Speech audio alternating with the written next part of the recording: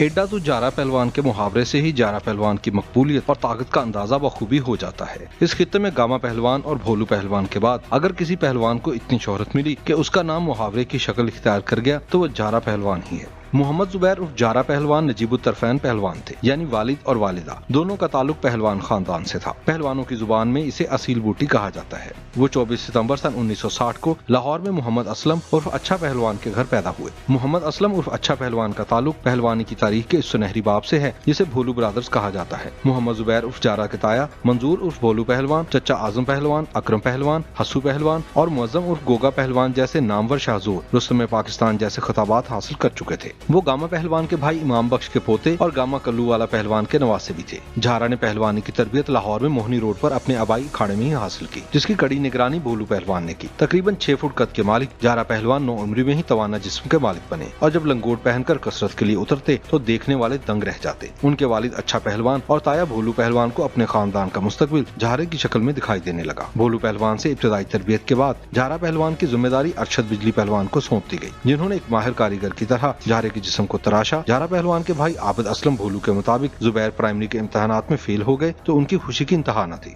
کیونکہ اب وہ پڑھائی کرنے کی بجائے پہلوان بن سکتے تھے۔ لہٰذا محمد زبیر جارے کی تربیت سکول کی بجائے اکھاڑے میں شروع ہوئی۔ 18 برس کی عمر میں وہ پہلی بار ملتان کے زوار پہلوان کا سامنا کرنے کے لیے میدان میں اترے تھے۔ جارے پہلوان کا یہ پہلا مقابلہ تھا اور بھولو پہلوان اسے محمد زبیر سے جارا پہلوان بنتا دیکھنے کی امید لگائے بیٹھے تھے۔ محمد زبیر نے ان کے خواب کو تعبیر دینے میں دیر نہ لگائی اور چند ہی لمحوں میں زوار پہلوان کو چت کر کے جارا پہلوان کے منصب پر فائز ہو گئے۔ جارے پہلوان کا بڑا مقابلہ 27 جنوری سن 1978 کو گوگا پہلوان گجرانوالیہ سے ہوا۔ قذافی اسٹیڈیم لاہور شائقین سے کھچا کھچ بھرا ہوا تھا۔ یہ مقابلہ صرف 17 منٹ جاری رہ سکا، کیونکہ محمد زبیر گوگا پہلوان کو چت کر کے اکھاڑے میں اپنی حکمرانی کی گھنٹیاں بجا چکے تھے اور اسی طرح گاما پہلوان کے خاندان اور بھولو برادران کو پہلوانی میں جانشین مل گیا تھا۔ یہی وہ وقت تھا جب بھولو برادران کے ایک پروموٹر سلیم صادق نے جاپان کے انتونیو انوکی پہلوان سے جارے پہلوان کا معاملہ اٹھایا۔ جارے پہلوان کے چچا اکرم پہلوان 2 سال قبل انوکی کے ہاتھوں چاروں شانے چت ہو چکے تھے، بلکہ انوکی نے ان کا کندھا بھی اتار دیا تھا۔ بھولو برادران اب حساب چکانے کا سوچنے لگے تھے۔ فری اسٹائل کشتی کا یہ مقابلہ نہ صرف جارا پہلوان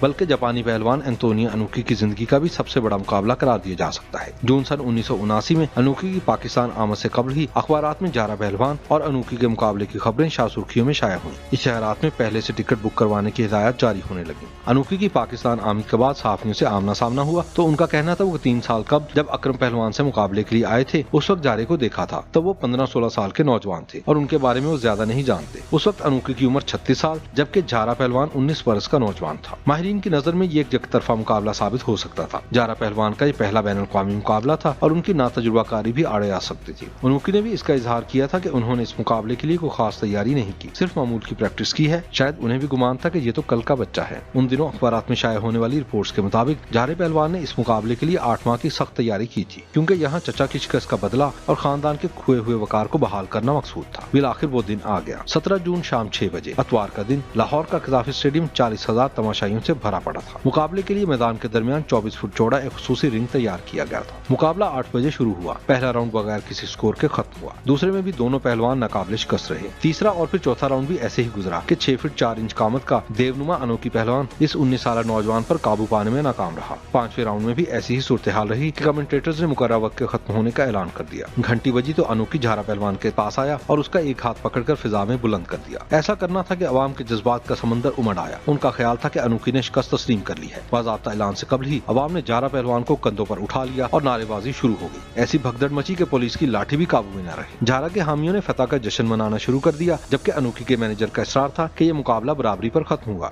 جارا پہلوان اور انوکی کے مقابلے سے جو نتیجہ نکلا، بھولو برادران اسے اپنی فتح سے تعبیر کرتے رہے۔ دوسری جانب وہ پہلوانی کے وہ بنیادی سبق بھولنے لگے جو گاما اور امام بخش پہلوان کی روایت ہے۔ گاما پہلوان کا ماننا تھا کہ پہلوانی طاقت نہیں برداشت کا نام ہے، لیکن جارا پہلوان کامیابی کے نشے میں اتنا بہک گیا کہ اس کو راہ راست پر لانے کی تمام تر کوششیں رائیگاں جاتی رہیں۔ شاہد نذیر چودھری اپنے طویل مضمون وہ پہلوان جنہوں نے تاریخ رقم کی میں سن 1981 کا واقعہ کچھ یوں بیان کرتے ہیں۔ ایک روز جارا ٹیکسالی کے باہر ایک کباب فروش کے پاس کھڑا تھا۔ اس کی آنکھیں خمار سے بھری تھیں۔ نشے کی انتہا کا اثر یہ تھا کہ کبابوں کی اشتہا سے کباب فروش کے تمام کباب ہڑپ ہو گئے۔ جارا سارے کباب کھا گیا۔ یکایک اس کی طبیعت خراب ہو گئی اور کہہ کرنے لگا۔ اسے فوراً اسپتال لے جایا گیا۔ ڈاکٹر نے جب انکشاف کیا کہ جارا کو ہیروئن کی لت پڑ گئی ہے تو بھولو برادران کے رہے سے اوسان بھی خطا ہو گئے۔ جارا پہلوان ابھی عروج کے نشے میں ہی नहीं था कि वो नशे की दलदल में फंसना शुरू हो गया। उस पर दादागिरी और भत्ता लेने के इल्जामात भी आयद होना शुरू हो गए। भोलू पहलवान ने इनसे नाराजगी का इजहार भी किया, लेकिन दुनिया गामा पहलवान के खानदान में कुश्ती के आफ्ताब को गुरूब होता देख रही थी। इसी दौरान जारा पहलवान की शादी गोगा पहलवान की बेटी सायरा बानो से कर दी गई, जो साबिक वज़ीर-ए-आज़म नवाज शरीफ की अहलिया कुलसूम नवाज की भी कजन है। खानदान के बुजुर्गों की जानिब से उन्हें दोबारा अखाड़े में लाने की कोशिश की जाती रही। सन 1984 में उन्होंने अपनी आखिरी कुश्ती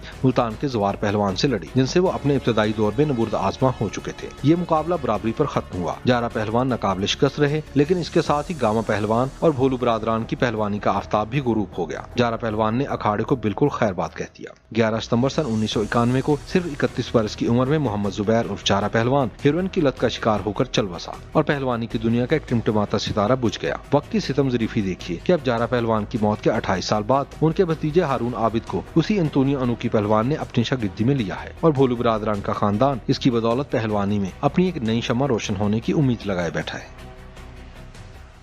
YouTube पर गूगली न्यूज देखने के लिए youtube.com की सर्च बार में गूगली न्यूज टीवी टाइप करें। गूगली न्यूज के पेज पर सुर्ख रंग के सब्सक्रिप्शन वाले बटन पर क्लिक करना ना भूलिए। YouTube पेज पर अपलोड होने वाली वीडियोस से बाखबर रहने के लिए बेल आइकन पर क्लिक कीजिए। आपको हर नई वीडियो के बारे में नोटिफिकेशन मौसूल हो जाएगा।